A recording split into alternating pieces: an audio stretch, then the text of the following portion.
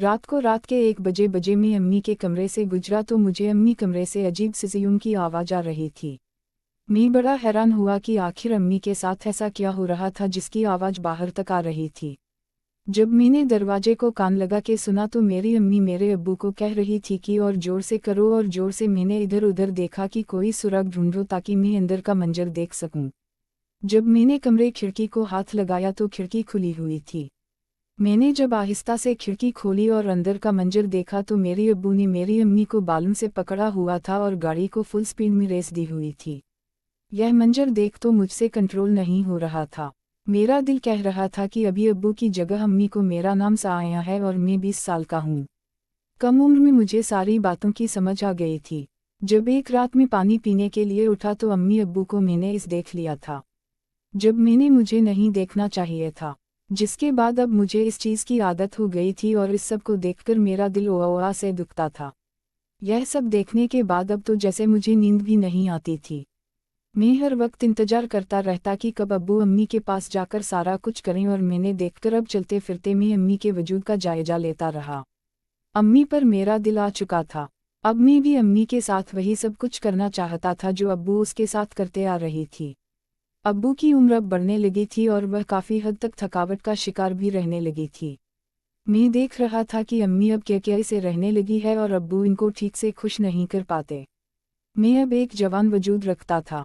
मेरा वजूद बहुत सख्त और सेहतमंद था। मैं अब से ज़्यादा खूबसूरत भी था।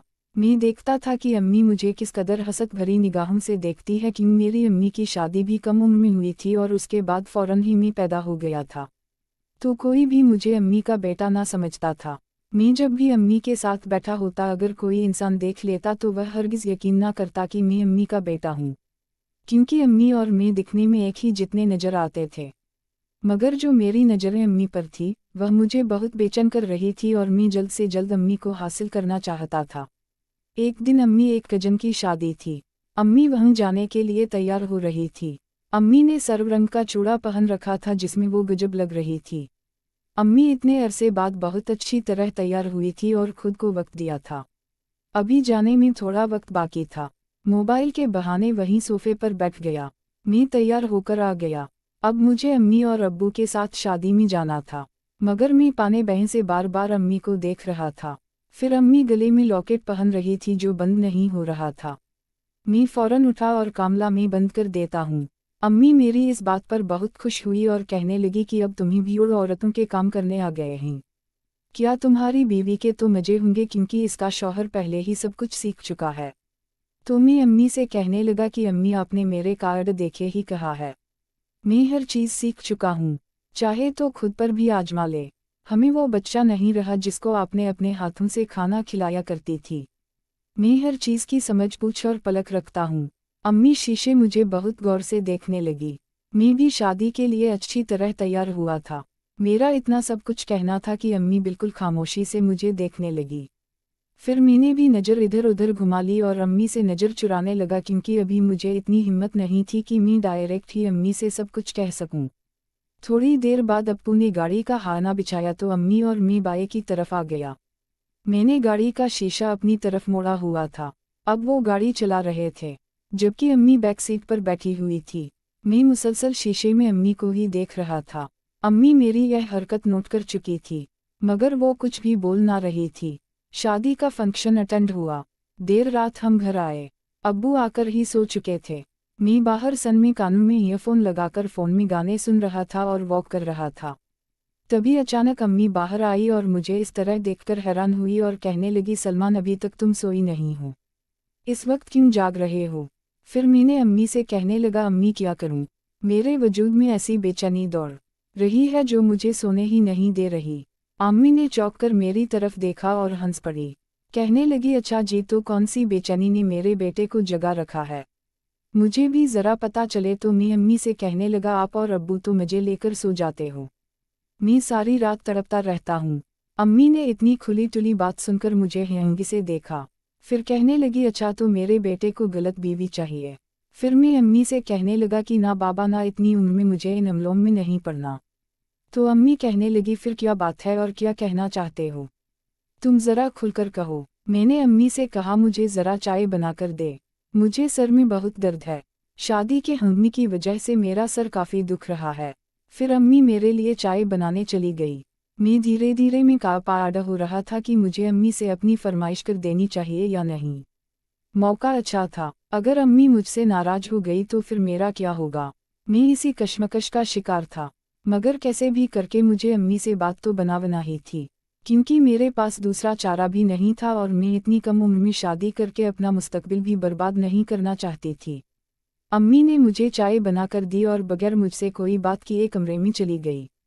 हम दिन और रात एक ही रूम में सोया करते थे।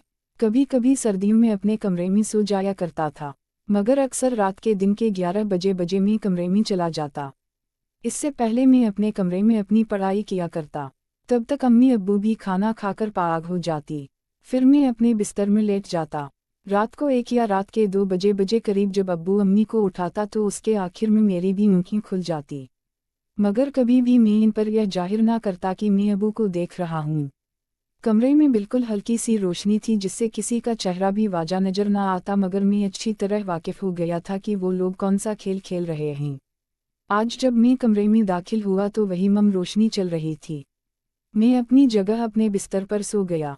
तकरीबन सुबह के 3 बजे तक अब्बू ने अम्मी से हल्के हल्के सरगोशी करना शुरू की, जिससे मेरी आँख खुल गई। अब मैं इन दोनों को कमल से आँखें बाहर निकालकर देखने लगा। यह सारा मंजर मेरी आँखों के सामने किसी फिल्म की तरह चल रहा था। जब अब्बू अपनी बाजी खेल चुके तो निहाल होकर लेट गए, मगर मैं देख रहा था कि अम्मी मुश्किल बेचैन हुई जा रही है।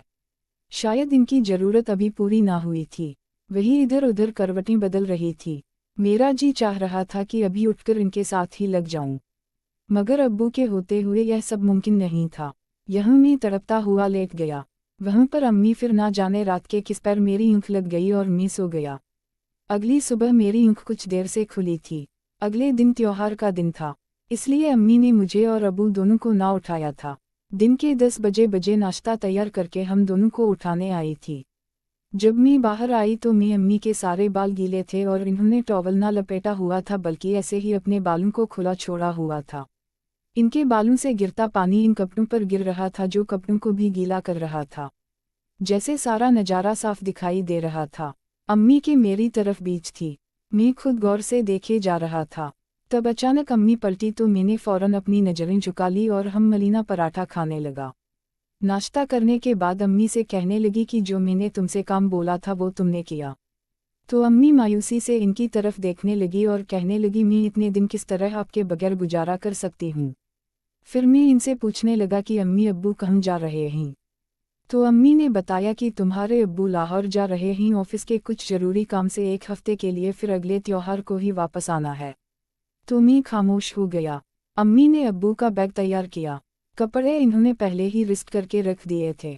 ज़रूरत का सामान भी इनके बैग में डाला। तब भी अब्बू ने मुझे कहा कि मुझे स्टेशन तक छोड़कर आओ। मैं खुशी उठा और डली दिल में सोचने लगा कि अब मेरी बारी आ ही गई जिसका मुझे इंतजार था। अब वो वक्त मैं अपनी आंखों के सामने देख रहा था। अम्मी काफ़ी अयाज़ोदा थी, क्योंकि अम्मी एक रात भी भूखे बगैर ना गुजार सकती थी। फिर मैं अब्बू को छोड़कर वापस आ गया तो अम्मी घर की सफाई सुटाई में मसापा थी।